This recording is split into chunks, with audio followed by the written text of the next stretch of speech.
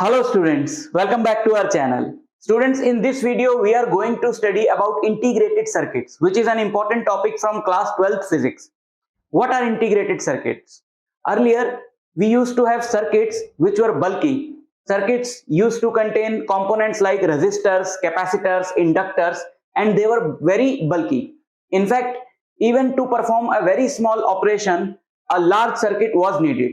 But with the advent of technology, we needed small circuits that can perform millions of operations, and the size of the circuits should be very small. So the integrated circuits came into the picture. So let's discuss about the integrated circuits. The advent of technological advancements has made the most complex operations to be performed in a compact devices with smaller structures. Earlier, the circuits made were bulky, huge, and were not completely shock-proofed, including various components of the circuit like diodes, transistors, inductors, capacitors that were bound together with the use of copper wires. All these components like inductors, capacitors, resistors, they were bound together with the help of copper wires, and all these things made the circuit very huge and bulky. Then came the integrated circuits. Integrated circuits are used in all the digital devices that we use, like mobile phones, like laptops, digital smartwatches, calculators, in which millions of functions are performed, but the size is very small. So they are called integrated circuits. You all must have seen this kind of chip which is present in all these digital devices like laptops and computers and mobile phones and televisions, and in fact in this smart board also. So this circuit is called the integrated circuits. So integrated circuits, which are also called monolithic integrated circuits, are small size circuits that are designed with more power and safety features for electronic devices. Monolithic means, mono means one and lithic means stone, which means on a single piece of stone, which is this green chip, there are tons and tons of instructions that are being integrated. So that's why they are called the integrated circuits. Integrated circuits, in short, are also known as ICs. IC means integrated circuits, microelectronic circuits or microchips, or just chips. Integrated circuits are electronic components with a single unit wherein the interconnection of miniatured active devices and passive devices are composed on a thin substrate of semiconductor material. Large number of small transistors and other electronic components are integrated together on the chip. Large number of small transistors and other components are integrated on a single chip. This results in circuits that are of smaller size, faster, and less expensive as compared to those circuits constructed from discrete components, allowing a large transistor count. So these circuits are smaller in size, they are fast, and they are cheaper as compared to the traditional bigger circuits. An integrated circuit is constructed using certain logic methods and logic layouts. The IC design can further be divided into analog design. Integrated circuits can be of analog design, digital design, or mixed design. We are not going into the details of all these things because we are just discussing the main points about integrated circuits. More about integrated circuits. One of the most commonly used integrated circuit nowadays is monolithic integrated circuits. In Greek, word mono means small and the lithos means stone. This we have already discussed. This word is used as integrated circuits are created on silicon crystals, the dimensions of which can be as small as 1 mm by 1 mm or even smaller. These circuits can be very small. For example, in a very small toy or your smartwatch, there is a very small integrated circuit, and they can be as small as of the size of 1 mm by 1 mm, means a square of length 1 millimeter and breadth 1 millimeter. You can imagine how small this circuit is. As compared to the earlier circuits, which were made by joining various individual components of the circuit, the integrated circuits are much smaller and more efficient. They are much smaller, but they are more efficient as compared to the traditional circuits. Almost all of the electronic equipment around us today makes use of these integrated circuits, right? Examples are that we have already discussed: electronic appliances including mobile phones, computers, televisions, etc. Before integrated circuits were made, circuits were designed using diodes, transistors, resistors. Like you have already studied about all these components in the first book of class 12, right? In the third chapter, fourth chapter, fifth chapter, we have studied about resistors, capacitors. In first and second chapter also, transistors, sorry, not transistors, inductors, and all these circuits. Like you take a copper wire and connect that copper wire with a cell, and then connect a bulb, and then connect a resistor. So that is your traditional circuit. But to perform such a small operation of switching on a bulb or glowing a bulb, we need such a bulky and big circuit. So we need some circuits which can perform same operations but on a very minute scale. So integrated circuits serve that purpose. Due to the issue related to size and power consumption of traditional circuits, integrated circuits were developed. Construction and packaging. How these circuits are constructed. Silicon is the semiconductor material. That is an integral part of the IC. The chip is extremely tiny and very delicate to handle.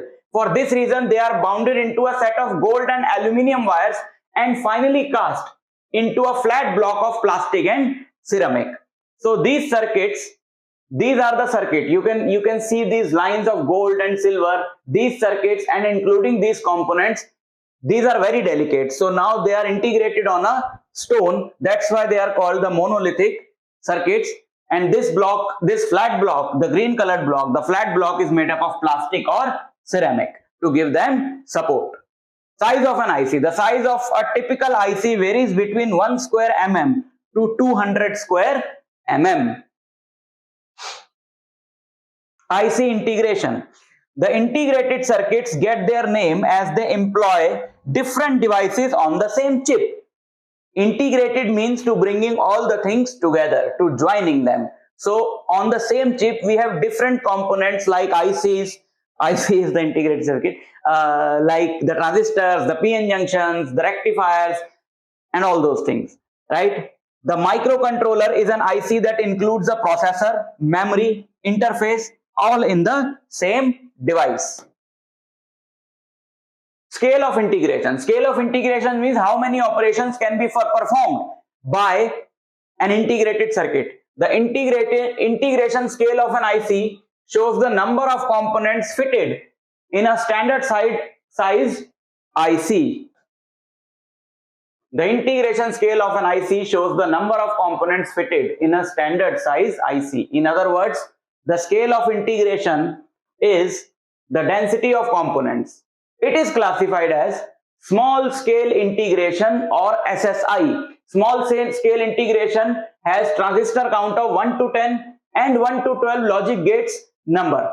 It has 1 to 10 transistors embedded on it or implemented on it to perform some set of functions, but it will perform less functions because less number of transistors are there. So that's why it is called small scale integration. Then comes the medium scale integration, which has a transistor count of 10 to 500 and 13 to 99 logic gates. We have studied about all these in the previous lectures, what are logic gates, transistors, and all those things. Large scale integration or LSI, it has a transistor count of 500 to 20,000 and logic gates 100 to 9,999. Very large scale integration or VLSI, it has transistor count of 20,000 to 10 lakh and logic gate count of 10,000 to 99,999. And ultra large scale integration, ULSI. In ULSI, we have a transistor count of more than 10 lakh and a logic gate count of more than 1 lakh. So when the integration is increasing, it means that we are able to integrate more functions on same chip. The size of the chip is not increasing, but we are able to integrate more functions and more features. You all have seen that with time, the size of digital devices is getting smaller and smaller. because we are going towards the higher integration with time.